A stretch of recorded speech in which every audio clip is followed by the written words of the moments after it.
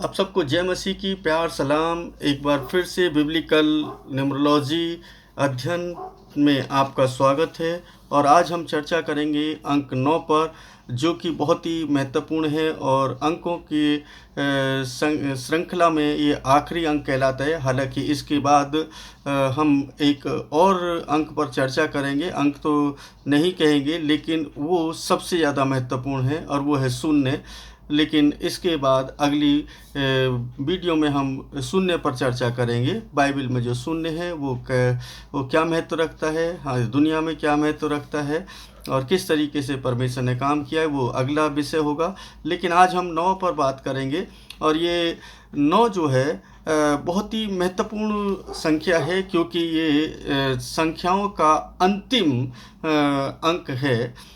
और जैसा कि मैं अगर आपसे बात करूं, क्या आपके लिए ये पहेली जैसी नहीं होगी कि बाइबल में जो संख्या 9 है वो अलग अलग तरीके से क्यों दोहराई गई है। यानी कई बार इसका जिक्र किया गया है और इसका अर्थ आपके जीवन पर भी प्रभाव डाल सकता है। बाइबल कहती है कि हाँ, मतलब अगर हम कहें कि हाँ, मतलब वो डाल सकती है, क्योंकि बाइबल के कैरेक्टर्स के ऊपर ना डाला है और उनके जीवन में डाला है, तो अवश्य डालेगा। मैं यहाँ से शुरू करूँगा आदम से। और आदम जो है इस पृथ्वी पर पहला इंसान है। और जब हम संख्याओं की बात करते हैं तो 1 से लेकर के 9 संख्याएं होती हैं। और आदम के जीवन को जब देखता हूँ मैं, जब मैं बाइबल को पढ़ता हूँ उत्पत्ति की पुस्तक के अंदर, तो मुझे एक महत्वपूर्ण बात नज़र आती है। और वो बात है कि आदम जो जीवित रहा वो 9वीं पीढ़ी तक रहा। उसने 9 पीढ़ियों को देखा। लेमेक जो है उसकी 9वीं पीढ़ी थी और आदम उसके बाद मर गया। यहाँ पर हम देखते हैं कि ये 9 अंक वहीं से प्रभावी हो जाता है। अंतिमता वहीं पर है, क्योंकि लेमेक के बाद लेमेक से नूह पैदा होता है और नूह के बाद एक नई शुरुआत होती है। लेकिन लेमेक तक 9 पीढ़ियाँ हैं और 9 की 9 पीढ़ियाँ आदम ने देखी हैं। यानी कि हम कह सकते हैं शुरू से लेकर के अंत तक उसने देखा है। हम दूसरे शब्दों में इस तरीके से कह सकते हैं, जैसे अल्फ़ा और ओमेगा हम बाइबल के अंदर पढ़ते हैं, प्रथम और अंतिम पढ़ते हैं, उसी तरीके से हम देख सकते हैं कि शुरू से जब पृथ्वी को बनाया गया और आदम को बनाया गया, उसके बाद जो उसकी संतानें हुई, तो वो 9 पीढ़ी तक ही केवल उनको देख पाता है। और इस पर एक अलग से वीडियो बनाऊंगा कि किस किस ने कब कब देखा और किस तरीके से कितने कितने वर्ष तक वो आदम उनके साथ रहा। ये एक अलग विषय होगा। बाइबल हमेशा प्रतीकात्मक अर्थों से भरी है। हम जो विशेष संख्याओं को कूटबद्ध तरीके से प्रदर्शित करती है। संख्या 9 जो है उन संख्याओं में से एक है जिनका हमारे आत्मिक जीवन में विशेष अर्थ है, विशेष महत्व है। आप भी बाइबल के अनुसार महसूस कर सकते हैं कि आप अपने जीवन में नंबर 9 का अर्थ न जानने के लिए बहुत कुछ खो रहे हैं। अगर है ना आपके जीवन में भी यह ना अंक प्रभावी है, या आप इसको जांच सकते हैं कि किस तरीके से परमेश्वर शुरू करता है और किस तरीके से वो अंत करता है। हर चीज़ का एक शुरुआत है और हर चीज़ का एक अंत है। इस पृथ्वी पर जो भी कुछ है उसकी शुरुआत है और अंत भी है। पवित्र शास्त्रों में संख्या 9 का कितनी बार उल्लेख किया गया है पूरी बाइबल के अंदर, तो यहाँ पर मैं जब है ना इसको स्टडी करता हूँ और बहुत सारे विद्वानों लोगों ने देखा कि उसको लगभग 49 बार संख्या 9 का प्रयोग किया गया है।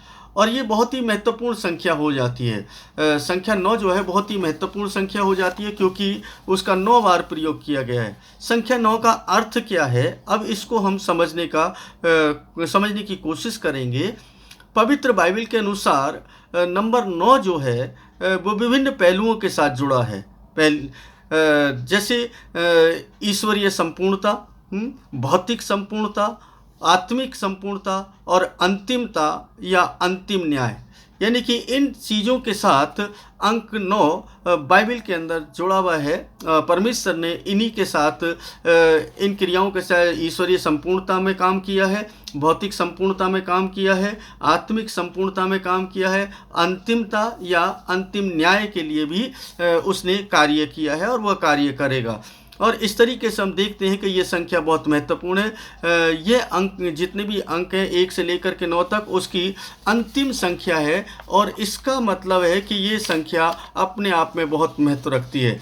मैं आगे मैं आपको बताऊंगा कि कितना महत्व रखती है और कितने महत्वपूर्ण बातें इस 9 अंक के अंदर आती हैं, जो बाइबल में आपने पढ़ी भी तो होंगी, लेकिन कभी उन पर दृष्टि नहीं की, कभी उन पर ध्यान नहीं दिया। और वो बातें वो हमें कुछ संकेत देती हैं, कुछ बताती हैं हमारा जीवन कैसा हो, हम अपने जीवन में किस तरीके के विचारधारा रखें।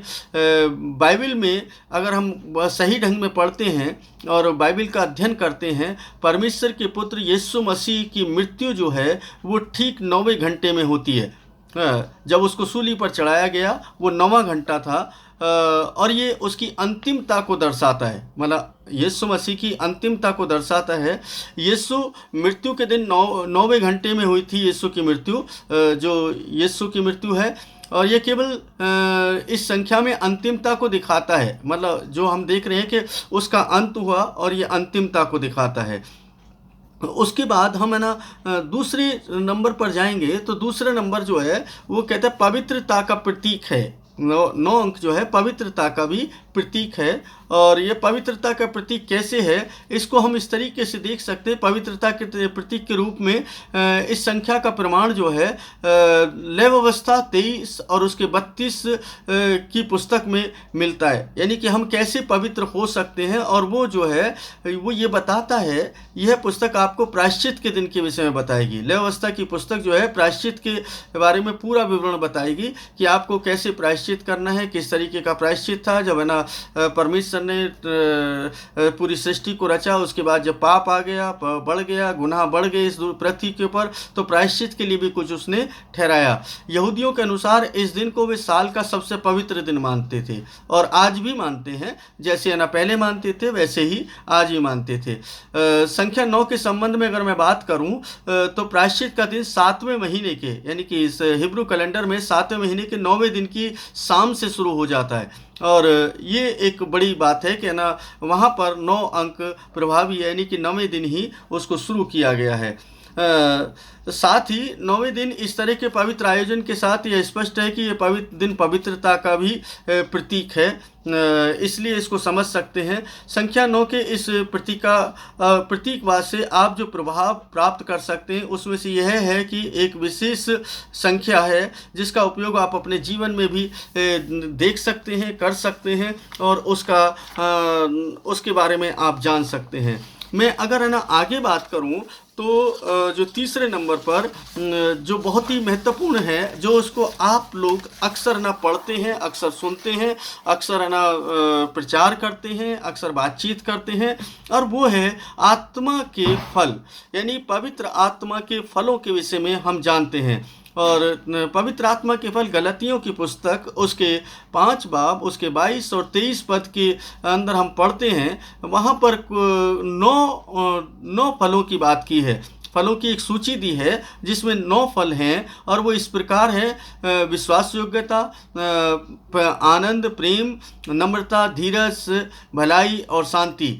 यानी कि इन 9 गुणों के साथ परमेश्वर की जो आत्मिकता है, पवित्र आत्मा के जो भरपूरी है, वो प्रकट हो सकती है। और इस तरीके से आप इस 9 अंक को अपने जीवन के अंदर प्रभावी देख सकते हैं। मैं जैसे शुरू में बोला कि है ना आपके जीवन में प्रभावी हो सकता है, तो ये 9 अंक आपके जीवन में अगर इनमें से कुछ भी नहीं है, या ये इस तरीके के फलों का प्रयोग आपके जीवन में नहीं हो रहा है, तो इसका मतलब है कि आपके साथ आपका न्याय जो होना है वो उसी आधार पर होगा जो उसने पैरामीटर सेट किया है, जो मापदंड उसने परमेश्वर ने सेट किया है। उसने बताया कि फल क्या होने चाहिए एक आत्मिक जीवन के लिए।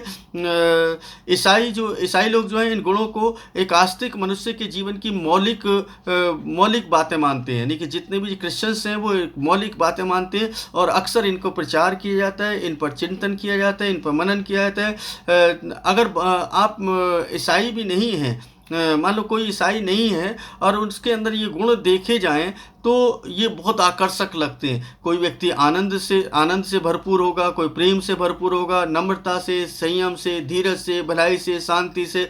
यानी अगर ये मौलिक गुण अगर किसी व्यक्ति के अंदर पाए जाते हैं, अगर परमेश्वर को नहीं भी जानता है तो भी उसकी सराहना होती है, क्योंकि ये मौलिक गुण परमेश्वर के तरफ से हैं और परमेश्वर चाहता है कि इस तरीके के मौलिक गुण आपके जीवन में आए।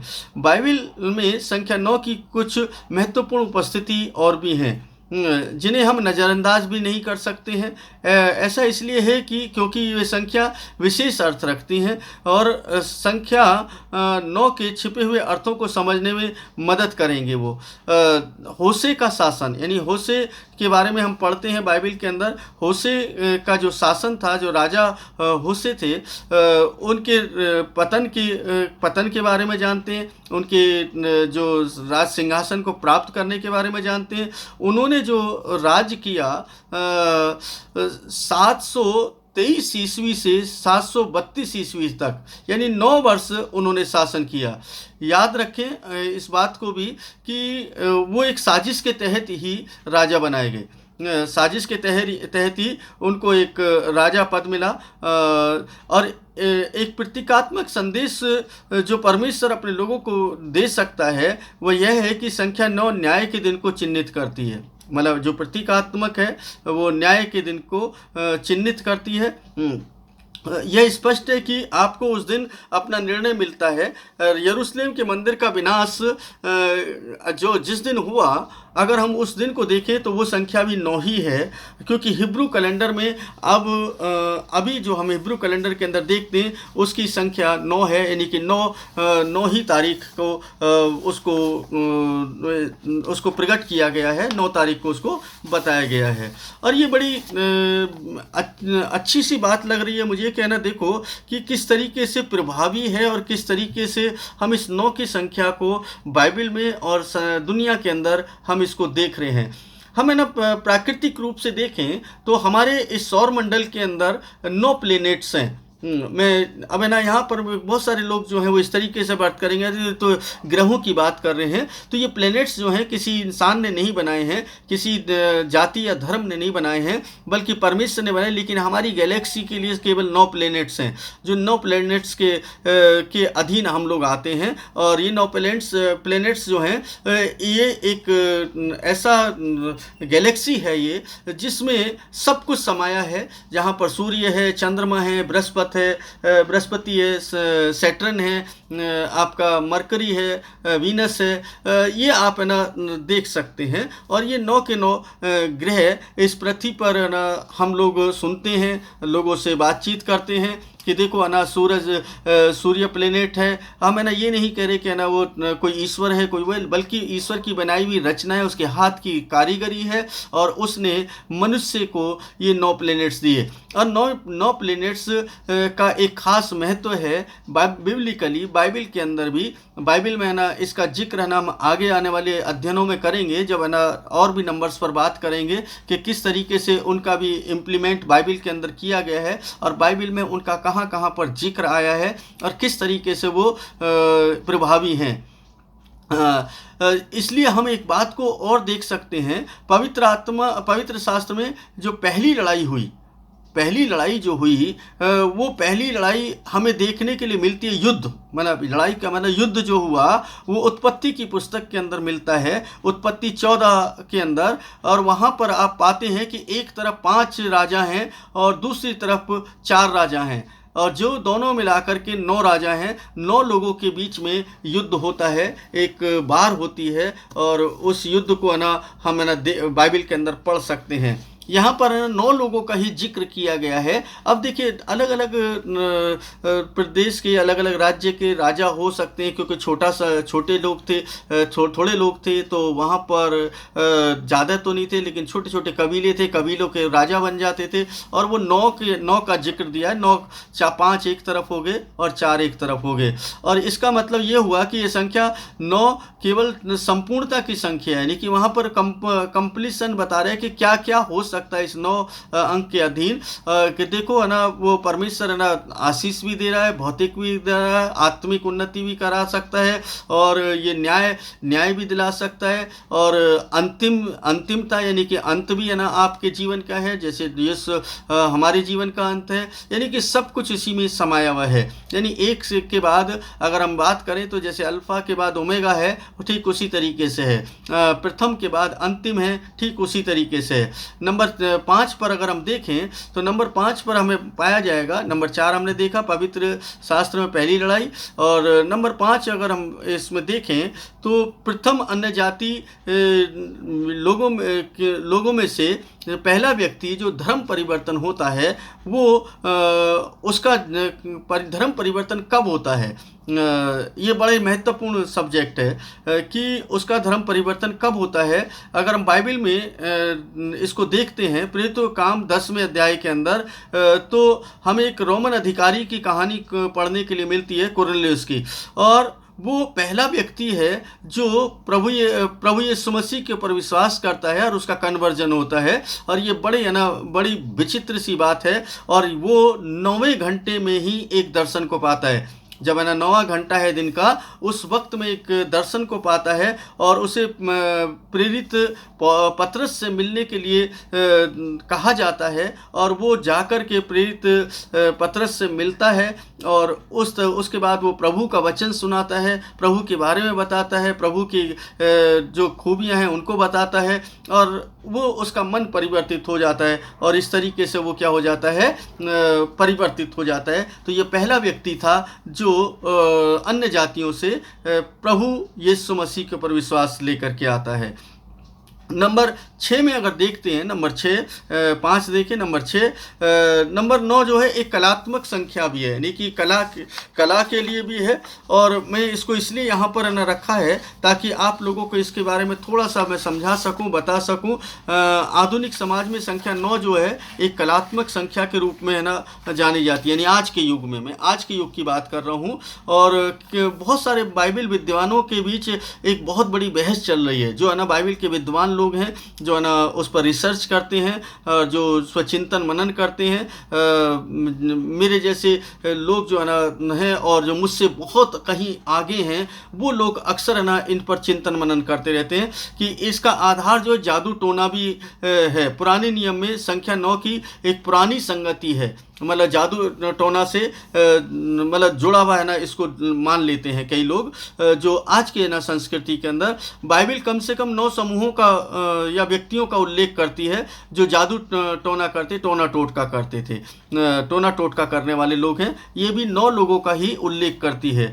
आधुनिक संस्कृति ने इन प्रथाओं को कला के रूप में चित्रित कर दिया है, मतलब ये कला है, एक किस्म की कला है। इस प्रकार संख्या 9 कला का भी प्रतीकात्मक संबंध है ना इससे बन जाता है। बिब्लिकल भी हम देखते हैं आत्मिक है, क्योंकि न्याय की बात आ रही है, तो मैंने कहा कि ये न्याय का है, तो है ना वहाँ पर जब है ना कोई कर्म कर रहा है तो कर्म के अनुसार न्याय होगा, और कर्म के अनुसार न्याय होगा। तो ये जो भी कर्म कर रहे हैं आप, चाहे वो कला के क्षेत्र में कर रहे हैं तो उसके अनुसार होगा, अगर आप परमेश्वर के फलों के अनुसार कर रहे हैं तो उसके अनुसार होगा। इस तरीके से हम देख रहे हैं कि परमेश्वर जो है ये दिव्य पूर्णता का जो है नंबर है ना बना देता है इसको, और हमारे जीवन के अंदर ये नंबर बहुत ही खास हो जाता है और बहुत कुछ नया दिखाता है। एक बहुत ही महत्वपूर्ण बात बताऊं कि संख्या 9 जो है बाइबल के अंदर हिब्रू वर्णमाला जो है वो वहाँ पर कहे दांत, नया जीवन, एक नई सभ्यता या फल, यानी इसका प्रतीक है। हम देखते हैं कि 9 दैवीय पूर्णता या अंतिमता या समाप्त का प्रतीक है। जैसे मैं बार बार बोलूँगा इस बात को कि इसको समझ लें कि ये अंक संख्या किस तरफ हमें इंगित करती है, किस तरफ हमें देखने के लिए प्रेरित करती है। हमने ना इस पर ना अक्सर ना चर्चा की है, और जो भी है ना हम चर्चा कर रहे हैं वो विशेष रूप से इसलिए क्योंकि इसको आप समझें। क्योंकि मैंने बताया कि मैं 20 मिनट के अंदर ही समाप्त करने की कोशिश करता हूँ, 20 से 25 मिनट में, तो उसी समय में समाप्त करूँगा और मैं ज़्यादा लंबा इस पर ना चर्चा नहीं करूँगा। अक्सर है ना क्योंकि लोग चाहते हैं कि अक्सर मैं ज़्यादा ना करूँ, क्योंकि फ़ोन आते हैं मेरे पास कि आप है ना थोड़ा सा लंबा वीडियो बनाएं, थोड़ा ज़्यादा और एक्सप्लेन करें, तो इतना लंबा वीडियो बहुत सारे लोग नहीं सुन पाते हैं, थोड़ा छोटा सा। तो मैं एक और है ना विशेष बात बता करके मैं इसको समाप्त करने की कोशिश करूँगा। हम 9 फलों के बारे में तो जानते हैं, उसके साथ साथ एक दूसरी बातें और हैं। वो हैं दूसरी 9 बातें, वो है आत्मिक वरदान, यानी पवित्र आत्मा के वरदानों के विषय में। पहला कुरिन्थियों 12 उसके 8 से 10 पद तक का ना आप पढ़ सकते हैं कि वहाँ पर ज्ञान की बातें हैं, विश्वास की बातें, चंगाई की है, चंगाई का है, चमत्कार है, भविष्यवाणी है, आत्माओं के बीच भेद है, अन्य भाषाएं हैं, और उनकी व्याख्या करना, उनका विश्लेषण करना या उनका अनुवाद करना, ये है ना सब वहाँ पर 9 ही वरदान आप देख सकते हैं। जैसे 9 फल हैं, 9 वरदान हैं, इन दोनों के बारे में अक्सर आप जानते हैं। लेकिन मैं आखिरी जो बता रहा हूँ इसके विषय में अक्सर है ना बहुत सारे पासवान नहीं जानते, बहुत सारे विश्वासी नहीं जानते, बहुत सारे है ना ले लीडर्स नहीं जानते। कुछ लोग जानते हैं, ऐसा नहीं कि सब नहीं जानते, लेकिन ज़्यादातर नहीं ध्यान देते कि जो दुनिया का सबसे महत्वपूर्ण संदेश है वो पहाड़ी उपदेश है, यीशु मसीह के द्वारा दिया गया, जिस पर है ना सबसे ज़्यादा रिसर्च होती है, सबसे ज़्यादा काम होता है। और वो पहाड़ी उपदेश के अंदर आप देखेंगे 9 ही बातें हैं, 9 बातें हैं। कौन व्यक्ति धन्य होगा, उसके लिए 9 बातों को रखा है। अगर वो 9 गुण आपके अंदर आ जाते हैं तो इसका मतलब है कि आप संपूर्णता को प्राप्त कर लेते हैं। जैसे मैंने बताया कि संपूर्णता का अंक है, यानी संपूर्णता आपके अंदर आ सकती है। अगर आपके पास 9 फल हैं तो संपूर्णता आ सकती है, आपके पास 9 वरदान हैं तो संपूर्णता आ सकती है, 9 है ना आपके पास में जीवन के लक्ष्य हैं जो है ना पहाड़ी उपदेश के अंदर हैं, तो आपके जीवन के अंदर संपूर्णता, दैवीय संपूर्णता आ सकती है और परमेश्वर आपको एक अलग मुकाम पर लेकर के जा सकता है। इसके बाद में अगली जो संख्या है, जो 0 है ना, मैं 0 पर चर्चा करेंगे, फिर उसके बाद 12 पर करेंगे, 40 पर करेंगे, 153 पर करेंगे, 666 पर करेंगे, बहुत सारी संख्याएं 318 पर करेंगे, और वो कैसे कैसे काम किए हैं, किस तरीके से इम्प्लीमेंट हुई हैं बाइबल के अंदर, उनका क्या महत्व था, उन सब पर हम चर्चा करेंगे। इसको हम यहीं पर समाप्त करेंगे, और मुझे आशा है कि आप लोग अच्छा अध्ययन कर रहे हैं और अच्छे से आप इसको सीख रहे हैं और अपने जीवन में आत्मिक उन्नति को प्राप्त कर रहे होंगे। और मैं उम्मीद करता हूं कि आपके परिवार, आपकी कलीसिया सब आशीषित और आनंदित होंगे। और मैं आप सबको ना बहुत बहुत शुभकामनाएं देता हूं, बहुत बहुत ना आपको प्यार जो प्रभु यीशु मसीह के नाम में है आपको प्राप्त हो, आपके ऊपर परमेश्वर का अनुग्रह बना रहे। और आपसे अंत में एक ही रिक्वेस्ट है कि इस वीडियो को आप शेयर करें, कमेंट करें, और इसके साथ साथ आप इसको सब्सक्राइब का ज़रूर करें चैनल को, ताकि जब भी मैं कोई वीडियो बनाऊं वो आपके पास आप उसका नोटिफिकेशन पहुंच जाए और आप उसका आनंद उठा सकें और आप परमेश्वर के साथ और अच्छी संगति कर सकें। इन्हीं सभी बातों के साथ एक बार फिर से आप सबको प्यार, सलाम, जय मसीह की।